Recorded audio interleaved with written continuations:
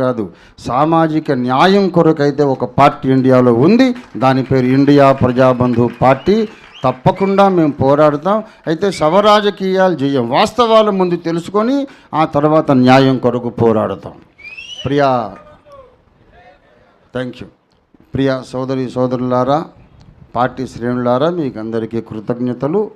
ఇప్పటి వరకు మీరు చూపించినటువంటి ఈ అభిమానం, ప్రేమ, సహకారం ఇక ముందు కూడా మీరు కొనసాగిస్తే అతి త్వరలోనే మనమందరం అన్ని రాష్ట్రాల చట్టసభల్లో ప్రవేశిస్తాం.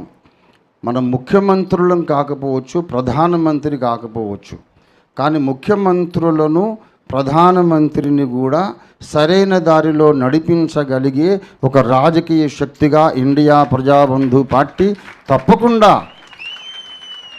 పరిపక్వమై అక్కడ నిలబడుతుంది, తప్పకుండా ప్రకాశిస్తుంది.